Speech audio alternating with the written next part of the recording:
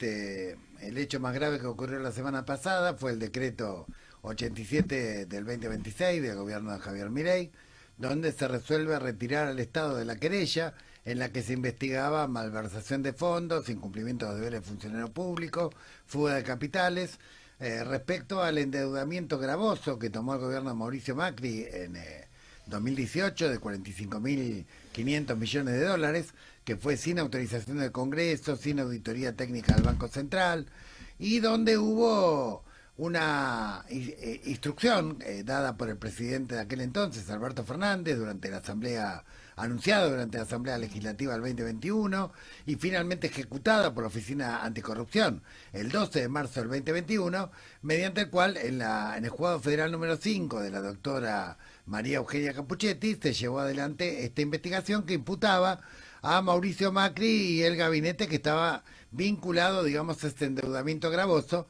donde estaban personajes como Duhom y algunos que siguen actualmente haciendo de la suya, como Luis Caputo, Federico Sturzenegger, también estaba Guido Sandleris.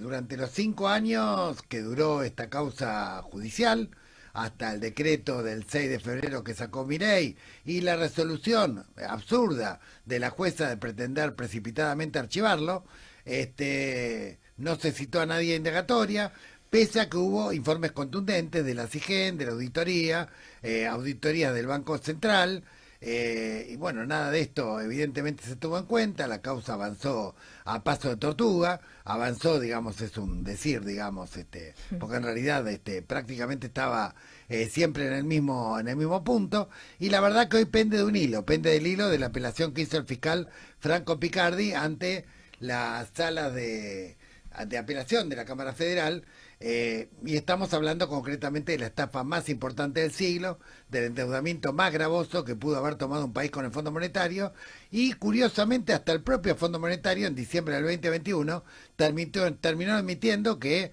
ese préstamo había sido un fracaso, terminó admitiendo que la mayoría de esos fondos fueron destinados para fuga de capitales, que hubo errores procedimentales y evidentemente a pesar de todo eso, resolvieron retirar al Estado como creyente y por otro lado pretender archivar la causa que hoy depende de la apelación del fiscal Franco Picardi.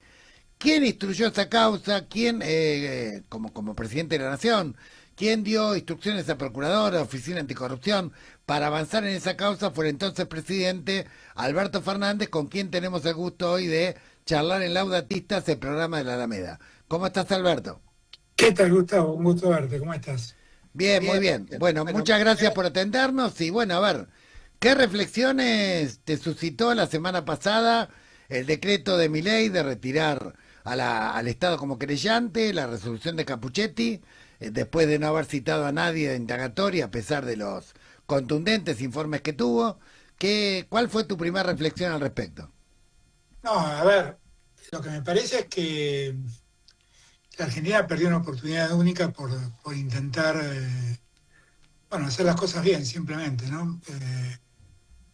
Aquel, aquel, aquella resolución del gobierno de Macri, que lo que hizo fue favorecer de algún modo que entre dinero para que los fondos especulativos se vayan sin perder dinero. La verdad es que no solo fue una observación mía, fue una observación que hizo el Banco Central, que hizo el Ministerio de Economía, que hizo la Auditoría General de la Nación. Y que todos lo que vimos es que el tratamiento, un tratamiento absolutamente irregular, y por eso nuestra preocupación porque el tema se investigue. Bueno, lamentablemente nos levantamos una mañana con la sorpresa de que la jueza Capuchetti, después de tener más de 5 años la causa dando vueltas y sin hacer mucho, decidió el archivo de la causa. Y para mayor sorpresa, hay un decreto presidencial que le dice a la Procuración: retírese de la causa como querellante y no apele. Con lo cual es un extraordinario mecanismo de autoamnistía para personajes como Sturzenegger y como Caputo, que tenían muchísima responsabilidad en la toma de esa deuda. Entonces, la verdad es que lo veo con mucha preocupación. Es verdad que queda una instancia en la Cámara. Quisiera que los jueces sigan la lógica del fiscal Picardi y permitan seguir avanzando e investigando cómo han sido las cosas, porque eso es lo que los argentinos necesitamos saber. Ese fue un préstamo que, como bien dijiste, Gustavo, fue cuestionado también en el Fondo Monetario Internacional. Hay que recordar que todos los que otorgaron ese préstamo, fue un préstamo, fueron todos removidos de su cargo, empezaron por Christine Lagarde. Y toda la segunda línea, toda fue cambiada, incluyendo a Werner, que fue el último emisario que el fondo tuvo en épocas de Macri. Sí, sí, admitiendo además que el préstamo había fracasado en sus objetivos. Absolutamente, y que además se había utilizado para fines que el fondo prohíbe en su artículo sexto, del artículo sexto del estatuto, que es financiar la salida de capitales. Entonces, en esos términos, la realidad es que es insólito que la jueza haya hecho lo que hizo y que se haya tomado la decisión que se tomó. Yo esperaba realmente que la justicia tuviera un acto digno, investigue y vea si lo que en su momento afirmamos, con sustento, con argumentos, era correcto o no. Bueno, lamentablemente Ahora, el fallo tiene todas esas debilidades. antes de llegar, digamos, a este presunto final que pretenden cerrar la causa de la semana pasada, Sí, pasaron 5 años en los cuales la jueza y varios de esos años fueron bajo tu presidencia, en los cuales el Estado aportó, aparte del informe de auditoría, el de la CIGEN, creo que el Banco Central. un informe adicional de Banco Central. A pesar de eso, la jueza nunca llamó a indagatoria. ¿Hubo un fuerte juego de presiones tras esa investigación? La verdad es que como intenté no meterme en mis años de presidente con lo que la justicia hacía, no tengo idea si hubo presiones o no. Pero lo que, por ejemplo, el Estado que hacía de querellante, la parte No, querellante, nosotros lo que hacíamos era instar permanentemente la acción porque lo que creíamos era que efectivamente había algo irregular. La irregularidad, porque la jueza termina diciendo, que es una cosa que a mí me llamó la atención profundamente, que es una cuestión política no judiciable. Dice, bueno, esta es una decisión política, los jueces no estamos para discutir discusiones políticas. Ahora, es muy llamativo que una deuda que se tomó sin participación del Congreso, primer sí, punto, con un montón de irregularidades en el trámite, con escasa sin intervención del Banco Central, sin intervención del Ministerio de Economía, sin intervención suficiente, adecuada, eh, de repente se convierte en una cuestión política no judiciable. En verdad, lo que nosotros cuestionábamos era que el trámite, como se había tomado, era irregular. Y eso es claramente irregular. Eso está absolutamente probado porque las leyes de procedimiento administrativo indican, y la ley de administración financiera indican los trámites a seguir para tomar deuda. Bueno, para nuestra sorpresa, la jueza hizo otra cosa muy, muy distinta. Eh, y también me llama la atención, ¿no? Porque fíjate vos con la doble vara, ¿no? Yo estoy peleando en una ridícula causa de los seguros, donde la decisión que yo tomé fue hacer que los seguros que antes se contrataban con entidades privadas, con mecanismos absolutamente espurios, dejen de contratarse de ese modo y se contraten con una empresa del Estado. Resulta que es una decisión política, de política económica clarísima, porque lo que buscaba era que las primas del Estado queden en manos del Estado y favorezcan esos recursos para el desarrollo de las políticas económicas del país. Esa medida hoy está siendo investigada y resulta que esto es una medida política no judiciable.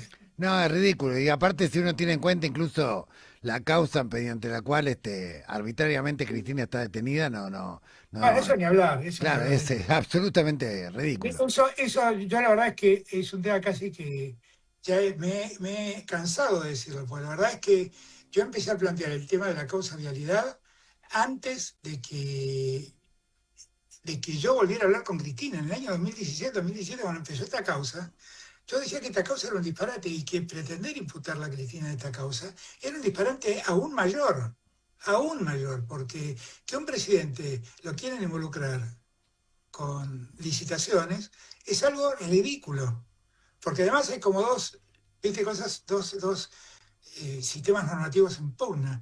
El sistema del derecho administrativo te pide permanentemente que delegues funciones, que no concentres funciones, Por eso la ley de ministerios es lo primero que dicta cualquier presidente, porque la necesita para delegar funciones. Claro. Ahora, entre las funciones que delegan todos los presidentes están las licitaciones. Que a todo esto, las licitaciones de obra pública, tampoco las resuelve el presidente. Porque mucha gente piensa que el presidente una mañana se levanta y dice, voy a mandar a hacer un puente a Córdoba. No es así. Las obras públicas tienen que ser aprobadas por el Congreso, con lo cual lo que hace un presidente es cumplir con una ley del Congreso, no otra cosa.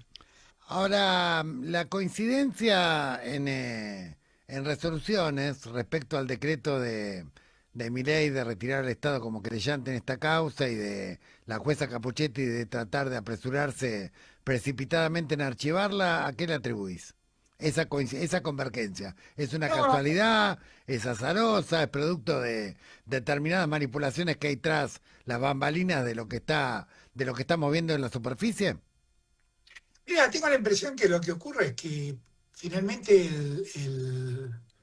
el gobierno lo que aprovechó fue el verano y la distracción colectiva para pedirle a Capuchetti que tome esta decisión y que trate de pasar lo más desapercibido posible. Digo, no me extrañaría que en breve también retiren al estado de querellante en la causa del correo. No me extrañaría.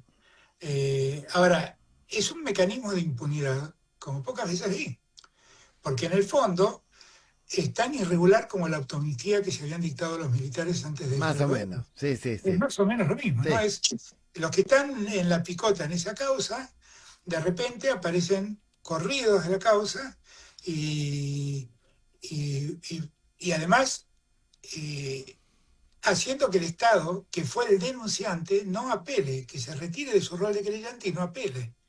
Es A muy, muy, pesar muy raro. a pesar del perjuicio ya comprobado por los informes de SIGEN, auditoría, bancos Pero centrales. lo que pasa es que la memoria nuestra es muy frágil, ¿no? Pero hay que acordarse que, por ejemplo, alguien como Claver Carone, que en ese momento es un tipo muy directo y muy cercano a Trump, y que en aquel momento era Titular del BID. director, fue titular del BID a Sí, instancias de Trump exactamente, y en aquel momento era el representante ante el Fondo Monetario Internacional de parte del gobierno de Trump. Y él declaró que él fue el promotor del otorgamiento del crédito por orden de Trump con motivos electorales. O sea, no lo dijo ninguno de nosotros, claro, lo admitieron ellos, sí, sí. lo dijo él públicamente. Entonces, ese fue un crédito que tuvo un sinfín de irregularidades. Como alguna vez dijo Axel, fue la campaña electoral más cara de la Argentina, fue la que le costó más caro a la Argentina. Ese crédito hasta el día de hoy lo tenemos padeciendo y hay que pensar que Milei le ha agregado un 50% más de deuda a la que teníamos con el fondo, porque además de los 47.000 millones que debíamos, ahora le sumó 20.000 millones más. Exactamente.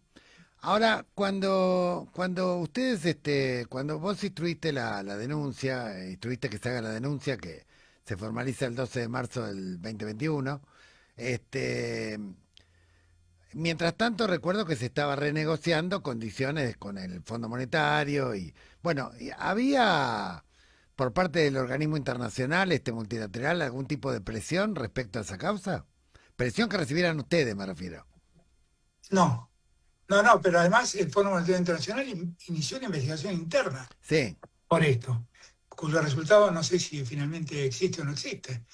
En la práctica lo que sí vi es que todos los que estuvieron involucrados en el fondo se fueron del fondo, o sea, ya no están en el fondo. En la práctica los responsables ya no están en el fondo. Pero no sé exactamente. Ahora, no, nosotros presiones por ese tipo de cosas no recibimos. Lo que bien. sí es una gran presión para ellos, porque ellos eran conscientes que lo que habían hecho estaba mal. Y por eso pudimos conseguir condiciones favorables para la Argentina en la renegociación. Por ejemplo, que primero nosotros no pagamos un centavo de la deuda. Durante los 4 años de gobierno no pagamos un centavo de la deuda y empezamos a pagar recién en el año 2026-27. Y extendimos durante 10 años para pagar esa deuda. Hay que acordarse que Macri nos dejó una deuda que teníamos que pagar en 4 años y nosotros en el año 2021 teníamos que pagar 19.000 millones de dólares. Eso para que tengamos noción de lo que estamos hablando. ¿Sí? Nos habían Claro. dejado menos de 10.000 millones de dólares en el Banco Central. Entonces, y después vino la pandemia, bueno, no quiero aburrirlos con todo lo que Sí. conocen. Eh, pero las condiciones fueron muy favorables. Y además empezamos a luchar desde ese día con las sobretasas, que era una tasa adicional que el fondo cobraba a los países que estaban más endeudados de lo que se les permitía reglamentariamente. Y lo que nosotros planteamos era, pero ustedes decidieron prestarle más deuda, ¿por qué pagamos más tasa si ustedes advirtieron que estaba sobreendeudándose el Estado? Y, ¿Y por qué pagamos más tasa? Y esa tasa, la verdad, era muy peligrosa, porque esa tasa, sumada a la tasa que pagábamos, hacía que pagáramos prácticamente la misma tasa que se paga en el mercado. Ahora, ¿cómo terminó la historia? En los 4 G20 yo hice imponer una cláusula donde pedíamos el fin de las sobretasas. Y al año de haberme ido, el Fondo Monetario terminó con las sobretasas, lo que le significó al Estado argentino una disminución de la deuda de más de 10.000 millones de dólares. Claro. Pero bueno, toda esa lógica hoy está quebrada porque hoy hay una lógica de favorecimiento a los acreedores que es muy dañina para la Argentina. Además de la apelación de Franco Picardi, ¿qué otras medidas o qué otras instancias se te ocurren que pueden desarrollar aquellos que vemos que esto es el crimen del No, siglo para tratar de que no quede impune? no, yo lo que creo es que hay que dejar al descubierto quiénes son los responsables de lo que han hecho estas cosas, ¿no?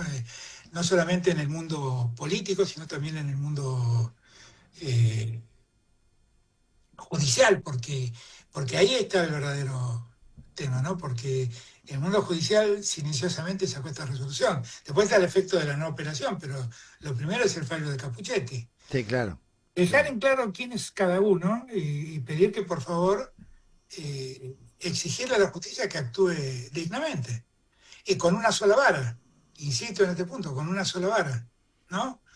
Cristina ahora, además de la causa que tiene, en la causa el invento de la causa Cuadrado, que es una causa procesalmente vergonzosa por donde se la mire, donde los arrepentidos son gente coaccionada para involucrar a Cristina, donde no hay un hecho que involucre a Cristina, pero bueno, la terminaron involucrando.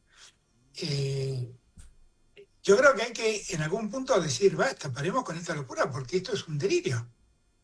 Esto es un delirio, como es un delirio también la detención de Julio De Vito en una cárcel.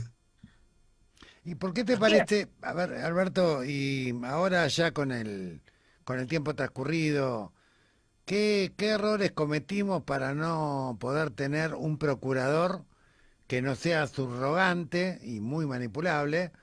Y vos habías propuesto al juez Daniel Rafecas, un juez muy probo, más, que inclusive había un arco político más allá del peronismo que apoyaba concretamente y en algún momento estaban los votos. ¿Por qué no pudimos avanzar, digamos, en una reforma de los cuerpos superiores de la justicia para después ir saneando todo el sistema judicial? Muchas veces a mí me dicen, ¿por qué vos no hiciste nada con la justicia? Y yo digo, pero esta gente, ¿qué estaba mirando? Porque, bueno, es cierto que hubo un proceso de tergiversación de mi gobierno y de cancelación personal mía, que lo padecí, lo padezco y Sí, bueno, lo soporto. Pero que donde dicen muchas falsedades, ¿no? Desde la falsedad del presidente el día que asumió diciendo que la Argentina iba a ser un 17.000% de inflación, que hablaba de un déficit que no existía. Bueno, desde ese momento hasta todo lo que me pasó después, incluyendo la denuncia por violencia de género, que es un hecho realmente oprobioso que yo tenga que estar dando cuenta de eso, pues es un hecho falso, absolutamente falso. Ahora, y donde el gobierno no es ajeno, quiero dejarlo en claro. Entonces, lo que creo yo es que mirando en retrospectiva, seguramente nosotros cometimos muchos errores, más de uno, o algunos que le causaron mucho malestar a la gente, como fue la foto de la famosa cena de Olivos, que eso no debió haber ocurrido y mi responsabilidad estuvo en que al haberlo advertido debía haberlo suspendido en el acto y yo no me di cuenta de eso. Venía un día muy, muy complejo y no me di cuenta, no advertí eso. Y me hago cargo de la responsabilidad que me cabe. Pero Pero más allá de ello, yo creo que no está bien juzgado lo que ha sido nuestro gobierno. Lo digo con toda franqueza y con toda humildad, porque es un gobierno que recibió un país en default, que soportó una pandemia, que cuando empezó a salir la pandemia había una guerra que tuvo efectos globales que aumentó los precios de los alimentos y la energía en todo el mundo. Y que cuando salió de eso tuvo la sequía más grande de la historia argentina. Y cuando vos mirás, fue el gobierno que hizo 7.300 obras públicas, las cuales empezó y terminó 3.800. Que hizo la obra pública más grande de la historia de la democracia argentina, que es el gasoducto de Néstor Kirchner. Sí. Que esa obra le permitió a la Argentina ahorrarse alrededor de 6.000 millones de dólares anuales, que era importación de gas que antes teníamos que pagar. Que además hizo 144.000 viviendas, que las hizo y las entregó y dejó 95.000 más, de las cuales el 45% estaban ejecutadas en más de un 80%. Que además se hizo cargo de la pandemia en un país que había olvidado a la salud pública y tuvo que poner de pie a la salud pública y trajo vacunas al mundo cuando el mundo central empezó a distribuirlas, que llevó adelante el proceso de vacunación más grande de la historia. Yo, cuando me preguntan por la pandemia, y siempre me hablan lamentablemente de los 130.000 personas que murieron, les pregunto si alguien sabe cuánta gente se contagió en Argentina. Y yo estoy seguro que si hago esta pregunta en esa mesa, nadie me sabe contestar, porque es un dato cuidadosamente guardado. ¿Sabes cuánta gente se contagió en Argentina de COVID? ¿Cuántas? 11 millones de personas. Quiere decir que la salud pública, los médicos y las médicas de salud pública, los enfermeros y las enfermeras de salud pública, los kinesiólogos y las kinesiólogas de la salud pública, quienes fueron terapistas en la salud pública, salvaron la vida de 10.870.000 argentinos, sumado a la vacuna, claramente al proceso de vacunación. 10.870.000 personas salvadas. Entonces, Sí, eso es un dato de la realidad y otro dato simultáneo que apareció en ese momento, en el momento más crudo de la pandemia, fue cuando se hizo el censo de población económicamente activa que estaba fuera del circuito formal de producción y que no recibía ningún tipo de ayuda de Estado y ahí, si mal no recuerdo, oscilaba entre 9 y 11 millones de personas. 9 millones de personas, exactamente. Bien, Nosotros, cuando pensamos el IFE, que sí, era un sí. aporte precisamente destinado a eso, lo pensamos para alrededor de 3,5 millones de personas, porque eran los cálculos estadísticos que había en Argentina. Exactamente, recuerdo haberlo hablado con el ministro de Desarrollo Social, Daniel Arroyo. Ahora, Claro, Alberto, te pregunto, a sí, partir del dato concreto de que aparecen 9 millones de personas que son adultos en situación de trabajar, población económicamente activa, fuera del sistema de registración, fuera de cualquier tipo de apoyo estatal, ¿hubo algún debate respecto a el modelo de industrialización, el modelo de inclusión de toda esa masa, digamos, de trabajadores que estaban completamente fuera del sistema? Porque muchos de ellos después fueron votantes justamente de las fuerzas que ganaron las elecciones, como castigando, ¿no? Por claro, pero lo que pasa es que si vos revisás también, en nuestra gestión se crearon infinidad de empleos. Tanto es así que terminamos con la tasa de desempleo más baja de la historia de la democracia, 5,7. Durante 37 meses consecutivos se creó empleo registrado. Y si yo no me equivoco, fueron alrededor de 700.000 los empleos registrados que se crearon en ese periodo. Que es un número muy, muy alto si tenés en cuenta que con Macri se perdieron 350.000, creo, y con Milei ya llevamos perdido sí, 370.000 también. Nosotros creamos alrededor de 22.000 pymes, Macri ha cerrado 30.000, y en lo que va de este tiempo hay cerca de 15.000 empresas cerradas.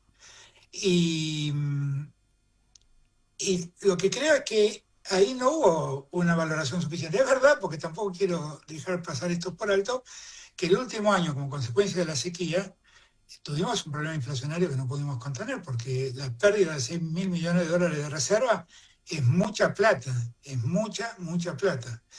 Y entonces eso nos complicó mucho la vida. Pero digo esto y también digo que hasta el último día de mi mandato, las paritarias funcionaron. sí. O sea, yo no le puse límite jamás a una paritaria. Y eso es lo que permitió que al cabo de 4 años el salario real creciera 1,5 puntos. Claro, es muy poco si tenés en cuenta que con Macri cayó 20 puntos y que en lo que va de 2 años de Milei cayó 13 puntos. Entonces es muy poco. Vos te seguirás preguntando, pero si el gobierno hizo todo esto, ¿por qué la gente no los votó? Mira, yo creo que también hubo un tema que a la gente los cansó, que fue la disputa interna. Sí. No voy a ocultarla, ¿viste? Creo que eso cansó a la gente. Porque la gente ve las disputas internas en la política como discusiones palaciegas, y las discusiones palaciegas están muy lejos del pueblo, están muy lejos de la gente. Y ahí creo que perdimos la confianza de muchos. Creo que todo eso hizo un combo para que finalmente, bueno, y un contexto internacional, porque tampoco hay que negarlo, ¿eh? Y también hay que tener en cuenta, ahora que empezamos a pensar en la elección del 2027, ¿qué es lo que es el peronismo? El peronismo no es la mayoría del país hoy en día, es la primera minoría. Y lo ha comprobado muchas veces. La mayoría del país es antiperonista. ¿Y por qué afirmo esto? Porque desde el 94 a la fecha, las únicas veces que pudimos ganar, ganamos en primera vuelta. Cada vez que fuimos a segunda vuelta, perdimos. Quiere decir que el antiperonismo se unifica para bloquear nuestra llegada al gobierno. Sí, Entonces, tenemos que ser antiperonismo, capaces, con esto termino, Gustavo, tenemos que ser capaces de ampliar nuestra base electoral para poder llegar a donde queremos. por eso diría antiperonismo y no peronismo, que habría una diferencia de gradación, y en ese no Bueno, peronismo nosotros tratar tenemos que ir a de... buscar al no peronismo. Exacto, Al no peronismo. El exacto. antiperonismo, bueno, existe, ese es el votante de Milei, 35 puntos por ahí. Lo que yo llamo el antiperonismo recalcitrante. Bueno, eso, tiene menos votos que el peronismo, claramente. Pero el peronismo tiene que hacer el esfuerzo de ir a convocar a gente de los sectores medios. Yo espero que muchos empresarios, muchos comerciantes se hayan dado cuenta que el camino no es pensar en el neoliberalismo o en esta cosa que llaman liberalismo, anarcoliberalismo. No, no es el camino. Yo veo el acuerdo con los Estados Unidos, eso no beneficia a ninguna empresa. Yo quiero recordarte que en el año 2021, 2022 y 2023 la industria creció los 3 años en Argentina. Creció. La industria automotriz creció en esos 3 años sostenidamente. Y ahora lo que veo es que yo estaba con China discutiendo la instalación de una empresa automotriz en Argentina, China, para que hicieran los autos en Argentina. Y resulta ser que el otro día veo que entraron 7.000 autos, creo, no sé qué cantidad de autos, en un barco provenientes de China que los dejaron todos en Zárate. Ese es un retroceso enorme, enorme. La verdad que sí. Te pregunto, Alberto, a ver, algunas opiniones aprovechando las últimas preguntas, pero son bastante candentes de la actualidad. Primero, tus reflexiones sobre la intervención abrupta del gobierno de Estados Unidos en Venezuela y el secuestro ilegal al presidente Maduro. Lo segundo que te quiero preguntar es sobre la renuncia de La Baña, digamos, y la manipulación de las estadísticas del INDEC. Y lo tercero y último tiene que ver con el tema de la semana que empieza, que tiene que ver concretamente con el proyecto de reforma laboral que el gobierno pretende imponer en el Parlamento. Bueno, todo tiene que ver con todo, ¿no? Todo tiene siempre un hilo conductor que explica las cosas. La primera pregunta que tiene que ver con lo de Venezuela es un hecho oprobioso, que rompe toda la lógica del multilateralismo que se viene aplicando en el mundo después de la Segunda Guerra Mundial. Es una lógica oprobiosa, vergonzosa, porque con esa misma lógica tenemos que aceptar que Putin haga lo que hizo. Y la verdad es que Putin hasta tenía algunos argumentos geopolíticos que le podían dar la razón en reclamar el Donbass y avanzar sobre ese territorio. Pero lo que le cuestionamos todos era que si creía eso, no era a través de las armas como debía hacerlo, Claro. sino que debía hacerlo diplomáticamente. Ahora, ¿cuál es el argumento de De Estados Unidos. Estados Unidos para entrar a los tiros a Venezuela y llevarse a Maduro? Porque cuando vemos, la verdad es que la denuncia por vínculo con el narcotráfico se cayó a pedazos. La denuncia con las FARC no parece tener mucho sustento. Y lo que escuchamos decir de boca del presidente permanentemente es que toda la preocupación era el petróleo. Y bueno, ahí sí tienen razón, porque la mayor reserva de petróleo del mundo, la mayor reserva convencional de petróleo del mundo la tiene Venezuela, que no solo tiene la mayor reserva, porque Venezuela es un país muy rico en minerales, muy rico. Tiene diamantes, tiene oro, tiene plata, Sí. tiene estos minerales nuevos que han salido, que cobre y otros minerales que que muchos países están buscando, que el presente demanda, bueno, Venezuela tiene una riqueza enorme. Bueno, es esa riqueza lo que ha llevado a cometer semejante atropello. La segunda pregunta tenía que ver La con manipulación la del baña. INDEC de la semana pasada, Mirá, la ese es un renuncia a la hecho baña. vergonzoso. Ese es un hecho. Yo creo que si nosotros hubiéramos hecho algo medianamente parecido a eso, nos fusilaban en la Plaza de Mayo. Cuando yo lo cité a La Baña, me acuerdo, que lo cité a mi despacho siendo presidente, La Baña trabajaba cerca de Sergio Massa y era el hijo de Roberto, que es una Sí. persona que yo respeto y admiro personalmente. Y le llamé y le dije, mira, te cité acá ni porque, ni porque trabajes con Massa, ni porque seas el hijo de Roberto. Te cité por Marco Labaña. Yo necesito que el INDEC recupere credibilidad y que trabaje técnicamente sin interferencia de nadie. Y Marco Labaña pueden llamarlo y preguntarle si alguna vez lo llamé para que me tire un dato estadístico antes de que salga publicado. Jamás lo hice. Esto que han hecho es una vergüenza, porque además confiesan que iban a cambiar el sistema, pero cuando se dieron cuenta del efecto del cambio, decidieron no hacerlo. Y entonces, como La Baña dijo, no, pero esto ya está anunciado y esto es lo que te voy a publicar, Claro. entonces se fue, dignamente se fue. Ahora, no conforme con esto, después salieron y dijeron, bueno, hasta que no tengamos los números de inflación que a nosotros nos sirvan, nosotros no publicamos la inflación. Yo nunca vi una cosa así. Nunca vi. Nunca vi. Y no entiendo cómo esto, pues la inflación afecta al asalariado, afecta a A muchas las cosas. paritarias, sí, claro. Exactamente, Jubilaciones. exactamente. Entonces, yo la verdad es que no entiendo cómo no hay una reacción mayor a eso que ha pasado. No lo Bueno, entiendo, no lo entiendo. quizá todo está guardado en la memoria como en el 2001, ¿no? Después de tantos Y años. bueno, es que bueno, ojalá no tengamos que vivir otro 2001, pero hay un día donde los pueblos se cansan y donde los pueblos se despiertan. Y, y me parece que que es además un gobierno particularmente duro con la queja popular y con la demanda popular. Yo una de las cosas que tengo en mi haber como presidente es que no tuvimos una sola denuncia de violencia institucional, no tuvimos una denuncia de violencia institucional, como no tuvimos una sola denuncia de censuras por parte de la prensa.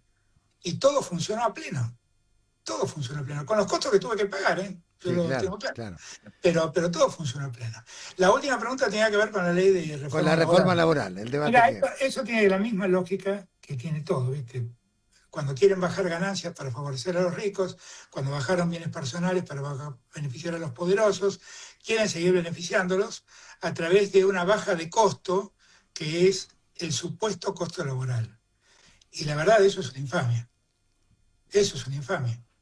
Porque cuando Néstor era presidente y yo era su jefe de gabinete, creamos cerca de 3,5 millones, 4 millones de puestos de trabajo con este sistema laboral y con doble indemnización permanentemente. Y yo creé, con pandemia, con guerra, con Sequía. sequía, 700.000 puestos de trabajo con esta legislación y con doble indemnización. Entonces, el problema laboral no tiene nada que ver con los costos laborales de una empresa. Tiene que ver con que la economía funcione. Simplemente. Simplemente, claramente. Si la economía no... Hay un dato que una vez me dijo Roberto Labaña cuando era el ministro de Economía y yo era jefe de gabinete, que después siempre lo seguía analizando y es absolutamente exacto. Entre el 70 y el 75% de lo que produce Argentina lo consume el mercado interno. Con lo cual las exportaciones son entre el 25 y el 30%. Para graficarlo, si hacemos 10 botellas, 7 quedan en Argentina y 3 se van afuera. Ahora, si uno afecta el ingreso de los argentinos, entonces afecta el consumo. Si afecta el consumo, afecta ese 70% de producción, que empieza a producir menos. Y si empieza a producir menos, entonces va a haber desempleo. Y si hay desempleo, inexorablemente hay pobreza. Fíjense ustedes que la semana pasada se dieron datos sobre la pobreza, que lejos de ser, como dice el gobierno, que vincula la pobreza a la encuesta permanente de hogares, cuando uno mira cómo realmente aumentaron salarios y puestos de trabajo y jubilaciones, llega a la conclusión de que la pobreza aumentó mucho, mucho, mucho. Hay un informe que se publicó la semana pasada, no me acuerdo de quién, pero muy bien detallado. Este, Y yo creo que probablemente esto hubiera saltado en la actualización de los parámetros del INDEC que pretendía hacer Marco Labaña y por... es que en este nuevo, lo que yo, por lo que pude leer, este nuevo sistema le daba más trascendencia a los servicios, Claro, porque claro. efectivamente los servicios tienen más trascendencia. Acuérdense ustedes cuando yo propuse que Internet se convirtiera en un servicio público y que el Estado la... Recuerdo, sí. Bueno, Clarín saltó como leche hervida, se fue a la justicia, consiguió un amparo que paró la medida, una medida cautelar, y después le hicieron lugar al amparo y, Milei rápidamente lo derogó. Ahora, ¿me pueden decir a mí que Internet, nosotros por dónde estamos hablando ahora? Por Internet. Exactamente. No es un servicio público, por favor, Sí, sí, por sí, sí. favor. Fíjense que prácticamente nadie usa las líneas de teléfono, todos se hablan por WhatsApp. Ya nadie usa las líneas telefónicas. Por Sí, favor. Entonces, la verdad es que el INDEC lo que estaba haciendo era modernizando el uso de esos. En el año 2004 no existía esto. No existían los WhatsApp, no existía nada de esto. Nosotros accedimos a las videollamadas básicamente en la pandemia, cuando era el único modo que teníamos de así comunicarnos. es. Pero hasta entonces no era algo común, era algo muy inusual las videoconferencias, muy inusuales. Bueno, se popularizaron mucho. Ahora, que el INDEC haya tenido en cuenta estos datos y que cuando estos datos se revelan ante la gente y el gobierno le sale el tiro por la culata, bueno, mira, no mates a más. Es claramente porque aquello que dice que es su mayor conquista es una truchada. Es Eh, claro, exactamente. bueno, pero Exacto. por eso, yo creo que no hay que caer en el juego de los inquilinos del caos, que apelan a la irracionalidad, al odio, a tratar de manipular emociones, digamos, y violencia. Creo que hay que tratar de restaurar de alguna manera el sentido común, el sentido patriótico. Te agradecemos muchísimo por ¿Sabés, esta... Gustavo? ¿Sabés lo primero que tenemos que restaurar? Y con esto terminamos, y Sí, perdón que te interrumpí. Eh, el criterio de solidaridad, que es un criterio perdido en Argentina. Porque le han metido en la cabeza de la gente que cada uno es dueño y artífice de su destino, pero no pensado con un sentido colectivo, sino con un sentido individualista. Entonces un chico que va en bicicleta repartiendo pizzas se siente muy libre porque trabaja cuando quiere. Lo que no es consciente es que en el futuro va a tener un futuro espantoso, pues no va a tener nadie que lo proteja, pues nadie habrá hecho aportes, no tendrá así forma es. de vivir en su vejez. Y todas esas cosas son el producto de un tiempo que es el posmodernismo, el individualismo exacerbado, de esta prédica del mérito, de esta prédica del mérito, y bueno, que nos ha llevado al punto donde estamos. Sí, por eso cada vez es más grande el mensaje de Francisco en Fratelli Tutti, Definitivamente, Laudato definitivamente. Si, Mira, en el la buen verdad es que samaritano. si hay algo que lamento enorme, bueno, vos lo has conocido mucho, yo lo traté mucho, y lo traté hasta el final, porque además nos seguimos hablando después que yo dejé de ser presidente, lo visité y nos seguimos hablando. La verdad que la iglesia haya perdido a alguien de la dimensión de Francisco, que era para muchos de nosotros que habíamos dejado de creer en la iglesia, que me pongo yo entre ellos, y volvimos a creer por la prédica y la conducta, la prédica en palabras y la prédica en conducta de Francisco. Y Francisco era uno de los que más despotricaba con esta idea del individualismo y con esta idea de que el famoso nadie se salva solo era un reclamo hacia él en favor de la solidaridad. Exactamente, Claramente. exactamente. Bueno, Alberto, te agradecemos muchísimo este espacio, ojalá podamos volver a repetirlo, ya tomaremos unos mates, Sí, señor. y bueno, que tengas buena semana. Lo Gracias. mismo para todos ustedes y gracias por el llamado. Muchas gracias. Muy bien, hemos conversado con el expresidente de la Nación, Alberto Fernández.